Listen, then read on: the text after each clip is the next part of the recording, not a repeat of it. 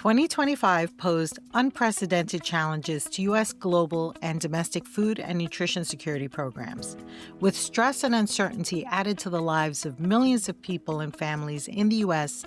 and around the globe who rely on assistance programs. These challenges mark the latest in a shift in the political landscape around food, nutrition, and development programs.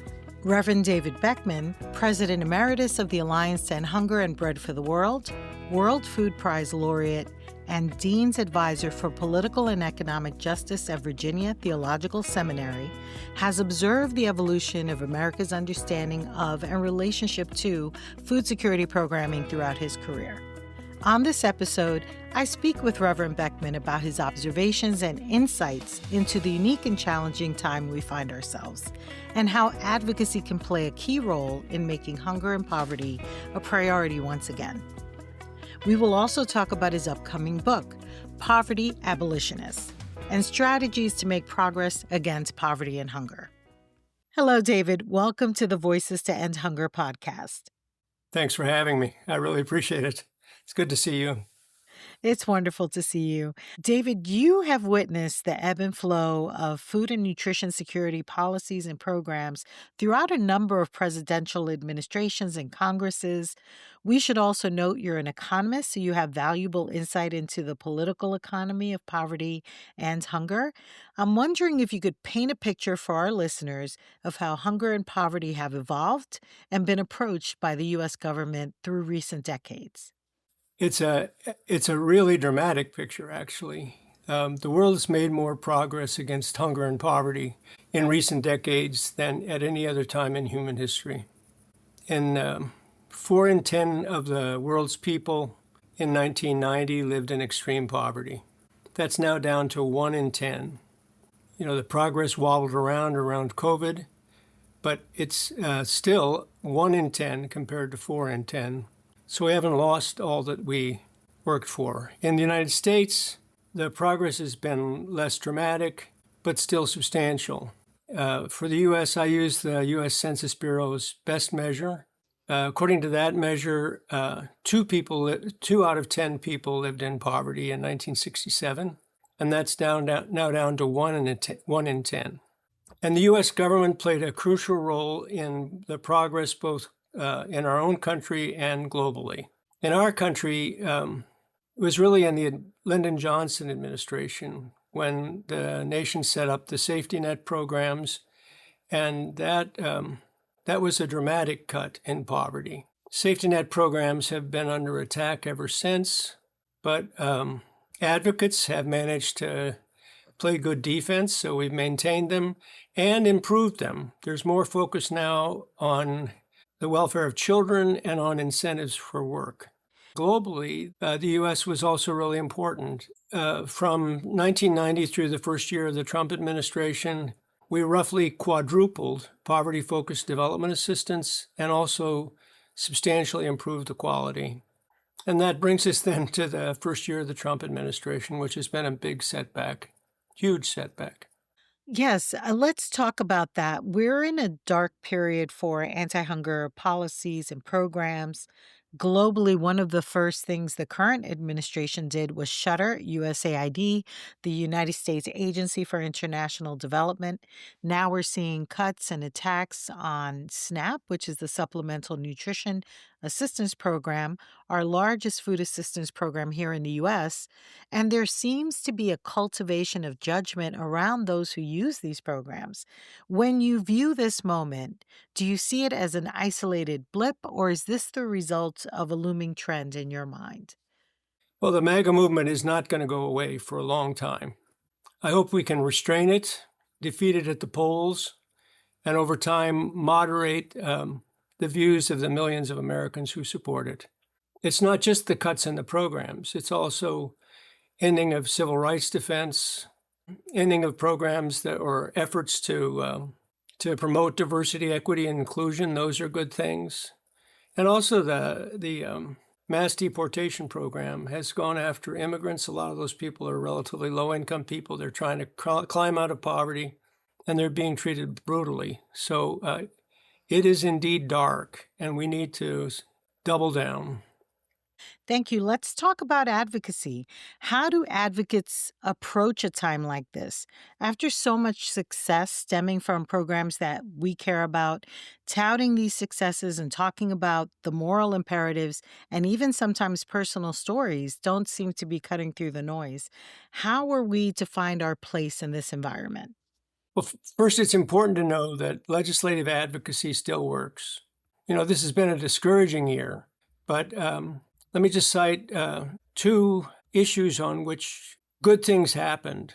And they happened, I think, because of two different advocacy coalitions that have done great bipartisan advocacy over a period of many years. So one of them is WIC. I find it extraordinary that WIC, the tradition of full funding for WIC has been maintained. But it's because J.D. Vance, Speaker Johnson, the chairman of the House Appropriations Committee, Tom Cole, they all support WIC. And then you have this strong coalition that, including now Right to Life groups, who, since the end of Roe v. Wade, they've been working more to help kids after they're born, not only before they're born. And then the other thing is on international aid. I mean, the international aid program is nothing like it was.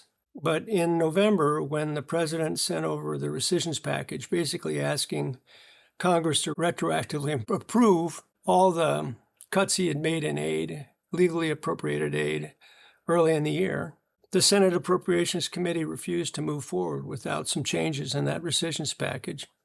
So they managed to get the food aid programs, international food aid programs, and the U.S. program to deal with HIV/AIDS internationally. Those programs were restored. So we shouldn't be too over discouraged. It's right to be somewhat discouraged, but we shouldn't be over discouraged. And then the other thing I want to say, though, and I might not have said this when I was president of the Alliance to End Hunger, but legislative advocacy by itself is not enough.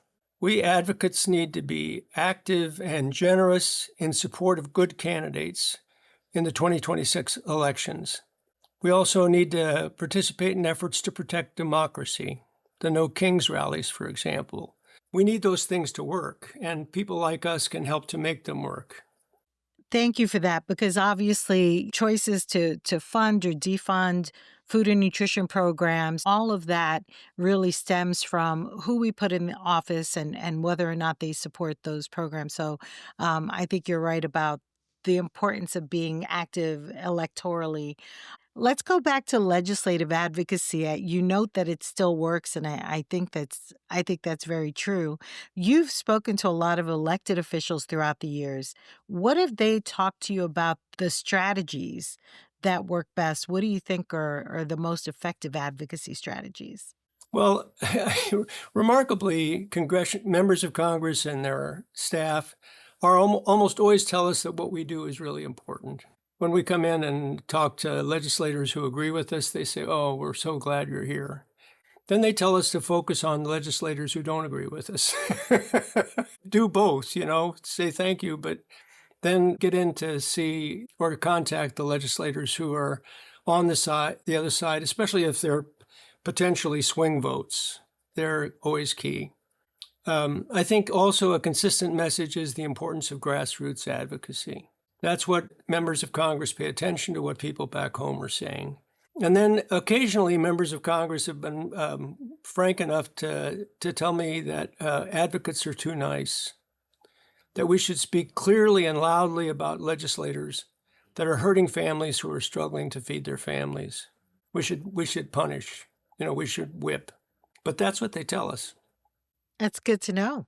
So we do have lots of advocates that listen to the podcast. And I know you mentioned some of this, but what do you think are the most important messages right now to get to these elected officials? We need to be able to let them know that we'll be active in the 2026 elections. C3 organizations can do a lot to influence the elections without risking their tax status. You might offend a few donors, but it's not the C3 constraint that is binding. And as individuals, We can certainly be more active and generous in elections.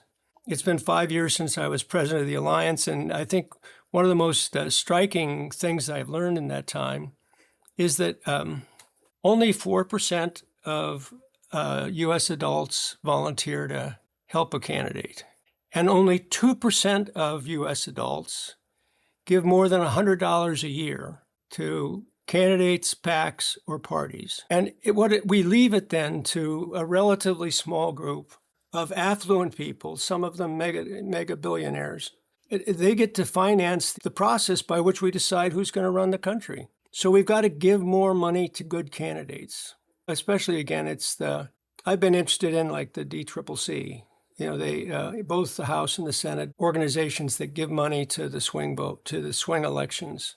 I think that's a pretty good place to give. Well, and I would love to dig into something you said earlier. You talked about grassroots advocacy. Obviously, as president of Bread for the World for so many years, you know very well about grassroots advocacy and the strength of Bread for the World's network, certainly, but other faith-based organizations. And I'm just, curious if you wanted to share a little bit about the importance of those grassroots movements in the fight against hunger and poverty. Well, they're absolutely crucial. They're just absolutely crucial. For advocates, individual advocates, it helps to be part of an organization. You can pick one or you can pick a couple, but when you're part of an organization, you know that your advocacy, your voice is coming in together with a lot of other people and in an aligned way that members of Congress can process. The grassroots contact it's also especially important to get to the member and staff of the member.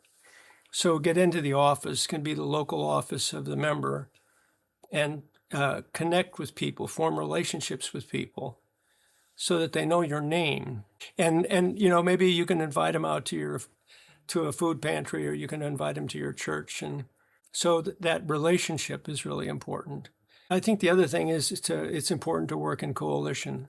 So what the Alliance to End Hunger does to try to build that broader movement, what we do in particular organizations, that's a big deal. But then the Alliance brings organizations together for dialogue and for cooperation. That's a big part of it as well.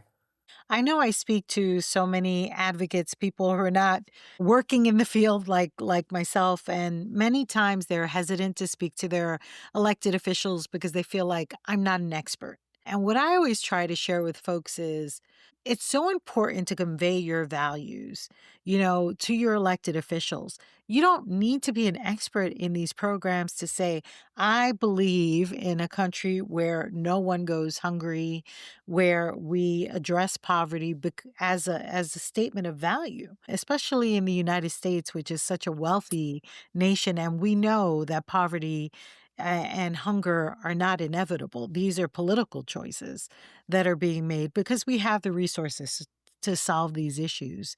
What would you say to those advocates who say, I'm not an expert on, maybe all of the policy issues and how they can help persuade elected officials? All right, just share your heart, but address a specific issue. You can just say, I really care about hungry kids. And it looks to me like this is going to leave us with more hungry kids. I don't see why in America we have to have so many hungry children who don't get enough to eat all the time. I want you to fix that. What are you doing to fix that?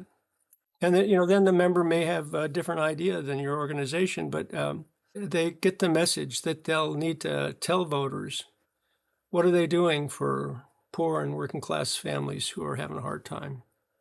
Thank you. You have a new book coming out, Poverty Abolitionists. Yes, And I know that you're excited about it. I'm really excited to read it. I understand it's about an array of strategies that can help us revive progress against hunger and poverty. Is that correct? that is right. So I've already talked about legislative advocacy, electoral politics, protecting democracy. The book also discusses ways to bridge the bitter divide between conservatives and liberals. That's going to take time, but our country won't do our part to end hunger if we can't really listen to each other. We'll end up zigging and zagging between really extreme right-wing and left-wing policies. And then I'm a preacher, so I especially like 3 chapters that share data-based insights about reforming religion and spirituality to make our country more generous. It's interesting, for example, that there's a connection between people believe in a forgiving God are much more likely to support food stamps and foreign aid. Interesting. I didn't know that. Yeah. It makes sense once you think about it. Right. It also helps to go to church, but there's some risk. You got to pick a church. Churches tend to make you happier, more charitable, more civically active. But if you go to the wrong kind of church, you'll be active on an ungenerous side. Thank you. So I do want to make a note for our listeners that Poverty Abolitionists, David's new book, is already available for pre-sale on Amazon and Barnes & Noble, and we'll provide the links in our show notes. David, are there any parting words or thoughts you'd like to share with our listeners? Well, sure. I mean, I think the people who listen to this podcast, they're among the poverty abolitionists that I celebrate. They're doing it. So I'm really grateful for you. And I pray that God will bless you. Thank you. That was David Beckmann, President Emeritus of the Alliance to End Hunger and Bread for the World. As was mentioned, you can pre-order his book, Poverty Abolitionists, on Amazon and Barnes & Noble. And you can find links to this in the show notes. As always, you can send us your questions and comments to podcast@alliancetoendhunger.org. And please subscribe to and share our program. Today's episode of Voices to End Hunger was produced and edited by Nate McGrath. I'm Minerva Delgado. Have a wonderful holiday season, and we'll see you in January.